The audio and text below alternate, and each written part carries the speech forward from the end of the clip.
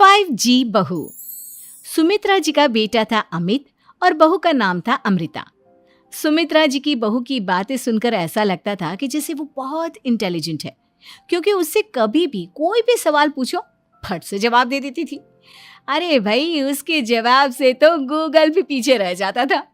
और इसलिए कम से कम सुमित्रा जी के घर में तो किसी को भी गूगल की जरूरत ही नहीं पड़ती थी। जब भी घर में कोई बात चलती, कोई कुछ भी कहता, तो अमृता फट से कह देती, ये तो मेरे साथ भी हुआ था, मुझे इसके बारे में सब मालूम है। एक दिन सुमित्रा जी अमित और अपनी बहू अमृता के साथ अमित के बुआ जी, फूफा जी यानी कि मुकेश और उर्मिला जी के यहाँ पर मिलने के लिए गए। अरे बहुत अच्छा किया अमित बेटा, इतने दिनों के बाद आए हो तुम। हाँ सुमित्रा भाभी, कभी तो आ जाया करिए अपने बच्चों को लेकर। आपकी बहू के आने से तो हमारे घर में भी रौनक आ गई है। वो क्या है ना, अमित ऑफिस के काम में बहुत बिजी रहता है, इसलिए उसे तो वक्त ही नहीं मिल पाता। अच्छा, लगता है नौकरी काफी मुश्किल है अमित की। अरे नहीं फूफा जी, ऐसी कोई बात नहीं है। आप तो जानते हैं ना प्राइवेट जॉब में कितना काम होता है।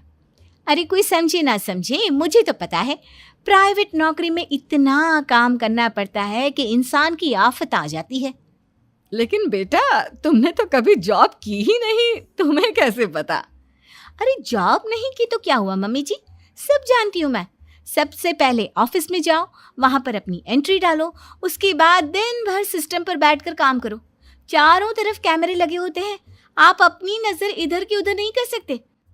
उसके बाद दिन भर बॉस की चिक चिक सुनो, वो अलग से।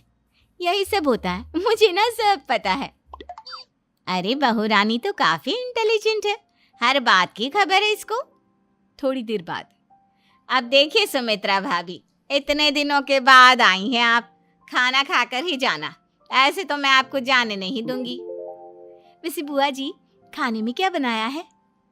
वो क्या है ना बेटा, आज तुम्हारी बुआ जी की तबीयत थोड़ी ठीक नहीं थी, इसलिए हमने सोचा कि जब तुम लोग यहाँ आ जाओगे तो बाहर से खाना मंगवा लेंगे और साथ में बैठकर खाएंगे। लेकिन बस प्रॉब्लम इतनी सी है कि मुझे बाहर से खाना ऑर्डर करना नहीं आता। सोचा जब अमित आएगा तो उसी को बोल दूंगी।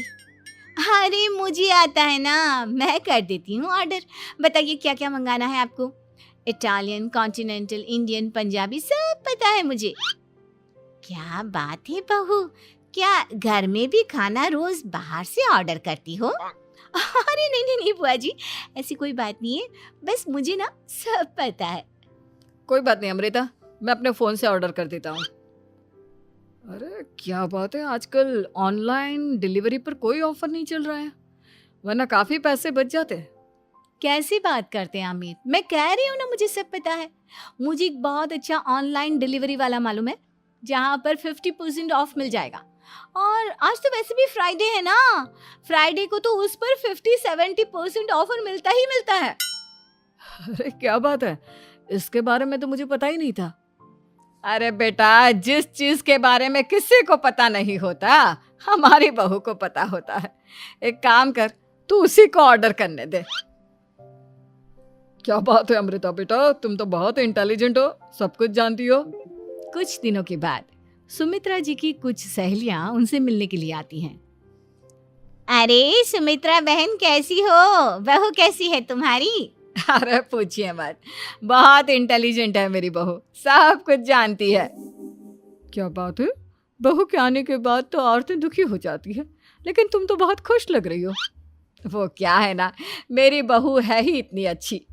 अरे तो बुलाओ ना, हमारे साथ बैठेगी, बातें करेंगी तो हमें भी अच्छा लगेगा। सुमित्रा जी अमृता को बाहर बुलाती हैं और उसके बाद सब लोग बातें करने लगते हैं। क्या बताऊं, कुछ दिनों से घुटनों में इतना दर्द हो रहा है कि चला भी नहीं जाता। अब बुढ़ापे में तो ये सब चलता ही रहता है, क्या कर सकते हैं। आंटी जी, आप योगा करिए, योगा और साथ में ना काले तिल खाया करिए, आपके घुटनों का दर्द भाग जाएगा। लेकिन तुमको ये सब कैसे पता बेटा? अरे मेरे भी घुटनों में दर्द होने लगा था, मैंने योगा किया और काले तिल के साथ गुड़ मिलाकर उनके लड्डू बनाकर खाए, एकदम ठीक हो गए हैं मेरे पैर। अमृता, ये तुम क्या कह रही हो? इतनी कम उम्र में तुम्हारे पैरों में दर्द कैसे हो सकता है? अरे मम्मी जी सच कह रही हूँ, एक बार अगर कोई ये नुस्खा अपना लेना बस मजा आ जाए। ठीक है बेटा, अगर तुम कहती हो तो मैं ये करके देखती हूँ। मुझे सब पता है आंटी जी, ये मेरे साथ हो चुका है, इसीलिए तो बता रही हूँ मैं आपको, ऐसे नहीं बताती किसी को। कुछ दिनों के बाद अमित अमृता को अपने दोस्तों के साथ घूमने के लिए ले जाता है। क्या यार, क्या जिंदगी हो गई है। सारा दिन ऑफिस का काम करते रहो, अपनी हेल्थ पर तो ध्यान ही नहीं दे सकते। अरे क्यों नहीं दे सकते अपनी हेल्थ पर ध्यान, सब दे सकते हैं। इंसान चाहे तो कुछ भी कर सकता है। क्या बात है भाभी, आप इतनी श्योरिटी के साथ कैसे कह सकती हैं? अरे आजकल ना एक से एक एप्लीकेशन है मार्केट में, और जानते हैं उसमें कुछ एक्सरसाइज तो ऐसी बताते हैं जिन्हें आप अपने ऑफिस में बैठे बैठे, मेरा मतलब लैपटॉप पर काम करते करते भी कर सकते हैं। अमृता, ऐसी एक्सरसाइज के बारे में तो मुझे भी नहीं पता था, तुम्हें कैसे मालूम? अरे मुझे सब पता है, हर चीज की खबर रखती हूँ मैं, जानते हैं ना आप। लेकिन ऐसी कौन सी एप्लीकेशन है और ऐसी कौन सी एक्सरसाइज है भाभी? एक मिनट, मैं आपको अपने मोबाइल में दिखाती हूँ। अरे वाकई में भाभी तो सही कह रही हैं। देखो यार, इसमें कितनी अच्छी एक्सरसाइज दिखाई गई है। अपनी चेयर पर बैठे बैठे एक्सरसाइज भी कर लो, काम भी और हेल्थ भी। वाह भाभी वाह, मजा आ गया। लेकिन अमृता, तुम्हें इस बारे में कैसे पता? अब मेरे साथ जो चीज हो चुकी है उसके बारे में तो मुझे पता होगा ही ना अमित। मतलब तुम कब ऑफिस में काम करने गई जो तुमने ऑफिस करते करते एक्सरसाइज की? मैं जो किचन में काम करती हूँ अमित, घर के काम, वो किसी ऑफिस के काम से काम है क्या? बस मैं भी वो सब करते करते इनमें से कुछ एक्सरसाइज ट्राई कर लेती हूँ, इसीलिए मुझे सब पता है। सही है यार, तुम तो बहुत इंटेलिजेंट हो। कुछ दिनों के बाद ये क्या है, एक दोस्त ने मेरे साथ एक मजाक किया है लेकिन समझ में ही नहीं आ रहा। अरे बेटा, तो अमृता से पूछ लेना, उसके पास कोई ना कोई जवाब जरूर होगा। ठीक कहती है मम्मी जी, मैं सब जानती हूँ। लेकिन अमृता, ये थोड़ा मुश्किल है, सोच लो। मेरे लिए कुछ भी मुश्किल नहीं, दुनिया की कोई भी पहेली हो मैं चुटकी में सॉल्व कर लेती हूँ। अच्छा ठीक है, देखो मेरे दोस्त ने मुझे एक खाली पेपर दिया है और कहा है कि इस पर उसने मेरे लिए कुछ मैसेज लिखा है। अब एक बात बताओ यार, खाली पेपर पर, आई मीन जिस पर कुछ भी नहीं लिखा हुआ, उसे मैं कैसे पढ़कर बताऊं?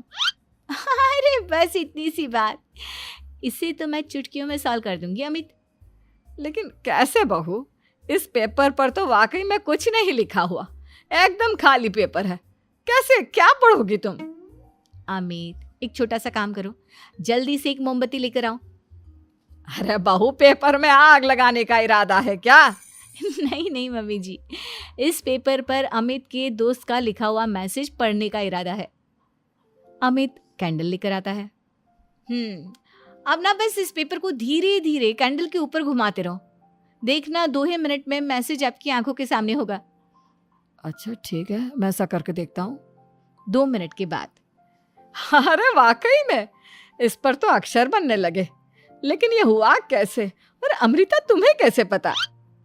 बहुत सिंपल है मम्मी जी, अमित के दोस्त ने नींबू के रस से मैसेज लिखकर उसे सुखा दिया। आप अगर मैसेज पढ़ना हो ना तो पेपर को आग के सामने ले जाओ और लेटर्स अपने आप उभर कर आ जाते हैं। वाह बहू, लेकिन तुम ये सब कैसे जानती हो? अरे मम्मी जी, जब मैं छोटी थी ना तो अपनी सहेलियों के साथ ऐसे ही गेम खेला करती थी। ये तो मेरे साथ कितनी बार हो चुका है, मुझे सब पता है। थैंक यू यार अमृता, तुम्हारी वजह से हमें कुछ भी सोचने की जरूरत ही नहीं पड़ती, तुम सब कुछ बता देती हो। कुछ दिनों के बाद सुमित्रा जी को अमृता के प्रेग्नेंट होने की खुशखबरी मिलती है और सुमित्रा जी अमृता को डॉक्टर के यहाँ लेकर जाती है।